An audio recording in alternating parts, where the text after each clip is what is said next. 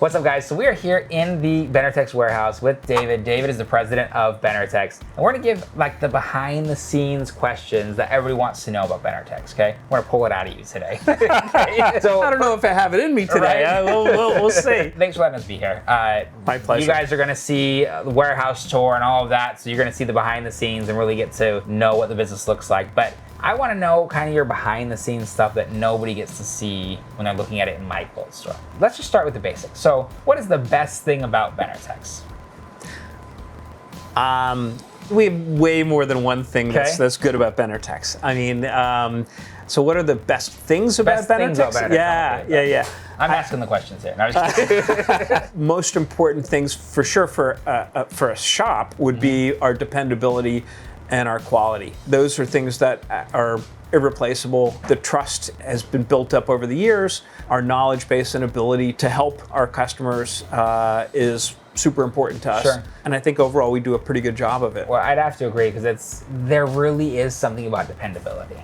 In the sense that, one, you know you're not going to get hosed by that person, first of all. And second of all, that you know even the simple stuff of, I'm ordering this collection, I have something going on, I need it for that time, and I know that you're going to get it to us. We're certainly going to do everything that we Exactly. can. I mean, we try and most of the time accomplish living up to our promises. We know what the best thing is.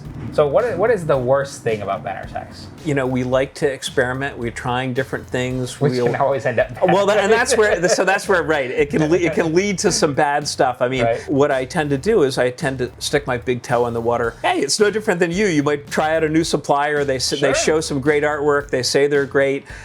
You buy a little bit. Sometimes it is. Sometimes it isn't. Yep. I do the same thing, but it probably tends to be bigger numbers. I'm buying. I have to Sure. buy print runs of things. Maybe I promise delivery to the customers, and they're sitting there saying, "Where's my stuff?" And it comes in. I've had it where it's like, it's Is the quality there? The quality is probably like adequate, but it's really not what we'd like it to Sure. be. And then I have to stop working with that print plan Right, no for kidding. sure, Sure. because it's like if they let me down, it's like on to the next people. Sure. We have to find people who are going to be reliable and dependable for us. Absolutely. Because I have that same ethos, that same promise, Yeah. obligation to my customers, Sure. both the shops and the consumers. You work with people in South Korea, right? Yeah. What other countries are you working in? Some in Indonesia, because Bali, we do the Boutiques, Bali yeah. boutiques. I have printed in China in the past. Do you guys do digital prints? Yes. And do you do those out of like Pakistan? Or I feel like most digital prints come out of Pakistan. So yes, and actually I do some in South Korea too. Oh, cool. So do you think that we'll ever, I say we as in you guys, do you think that we, as an industry or Benartex, will ever do more manufacturing within the U.S.? So that's a great question, actually. Okay. Not to flatter mean- you too much. It's a possibility. I don't see it in the near term. Okay. One of the biggest printers in the U.S. who I know, I used to print with them, bought a couple of the best digital printing machines. Right. Maybe we'll charge a little premium, No but where shipping. there's the freight issue. It's not going to be a problem. We're going to cut down on the lead time in a meaningful amount, Substantially. and none of it worked. So I think it will be some time. 10 years from now? It's possible. We kind of make our own like assumptions of, in 10 years from now, we're going to see X, Y, and Z. You know, that's Right. actually my next question for you is, what do you think we will see that we're not seeing today in 10 years from now? Oh boy, I wish I knew. I mean, the quality of the product that we were producing back then, which we thought was fantastic, is so inferior to what we're making today. It's like television. Right? It is. I mean, I've seen that happen over the last 30 years where we went from what now is obviously some very poor fabric at the time Sure. to some freaking amazing fabric now. I mean, both we and many of our competitors are making amazing stuff. Yeah. So I can't tell you exactly what's going to happen for the next 10 years, but somehow it's going to be quality. even better yet. Even better yet. Whatever that Silky means. smooth. Whatever that Whatever means. it is, No, whatever right? that means. I don't even know. Interesting.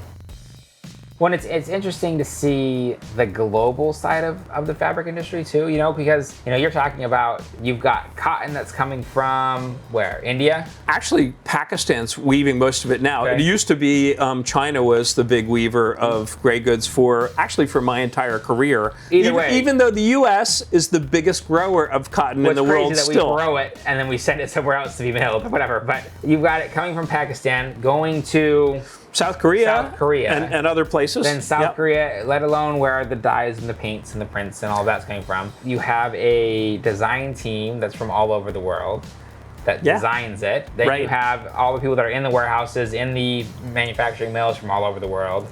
That gets done, it gets sent to Connecticut, or not Connecticut, where are we? Rhode Island. From Rhode Island, you've got teams in New York City and in Rhode Island working together to be able to ship it to Las Vegas or Alaska. We talk a lot about lead times, that sometimes it's hard for just an everyday average consumer to see like what that lead time actually looks like. So talk to us about lead times as far as we go between our relationship, and then talk to us about lead times between you and your relationships with the mills. You have a little insight for sure, having designed with us. I would say it takes us at least 9 months before we have, at a minimum, 9 months before we have fabric. Could it happen faster? Yes. Sure. If one were to rush it, there's a chance that you would come up with a lesser product. You methodically kind of take it step by step the way it's been proven to work well in the past, and stick with that unless there's some unbelievable reason, like we suddenly realize there's, you know, the Sew Yeah Diamond Jubilee and we need to get that fabric in time for that deadline. Other than something crazy like that, you want to stick to the path, the tried and true path. So the tried and true path ends up being, I'd say, about 9 months to a year. You send us the designs, we tweak, we work with you, we go back and forth a little bit, then we send it to the mill, and the mill examines it, and your whole strike-off process starts, right? Exactly, the strike-off process starts, and then we, you know, usually we'll go back and forth with the mill a couple of times, and so it's like tricky to get it to, if you want to get it just right. No one maybe would know if you had an idea and we sent it overseas and we kind of didn't work hard at it. It might come out and it would be like, okay, it'd be okay, you know, and maybe no one would know. Maybe no one would know, but I would know. And you would know, yeah. You would know, and we'd sit there and say, like, wait, it could be better. It could have been way better. Why did we take a shortcut? What is Benartex's future plans in the sense of you're going to continue doing what you're doing today? Is there anything new that we're going to see from Benartex, maybe a little different that we can know about? Yeah, we're always looking for something new and different. So for sure, I mean, can't tell you with certainty what that new thing will be, but I mean, along the way we've played around, we've experimented, we've been kind of pushing the envelope of what can be done. We put all our energy, all our love into making great products. We're busy trying to create a wide variety of products because we know that there are like a wide variety of customer tastes. You know, we kind of want to have something for everyone. Amazingly, I think as much as we produce and as wide a variety as we produce, there's probably still more that we don't yet. There's still more to grow. More to grow, exactly. More ideas and more things to do. Thank you so much for letting us be here. Okay. Our pleasure. It's always great to see you and talk to you and get kind of the inside scoop of what's going on in the industry. For anybody that's watching this video, first of all, make sure that you share your love of quilting with the people around you, right? If it weren't for all of us that are in this industry, I mean, everyone included, a consumer, a quilt store, manufacturer, the other ones wouldn't exist without each other. So it's great to be able to work together. And guys, have your local quilt stores get a hold of some Benartex, right? If they're not working with their rep, encourage them to do so. And at the end of the day, if you can't get it with one of your local quilt stores, you always have SewYaQuilting.com. You have the Destash, you have the Newstash. We provide the highest quality fabrics like Benartex for you. So again, thank you so much, and we'll see you next time. Look forward to it. All right.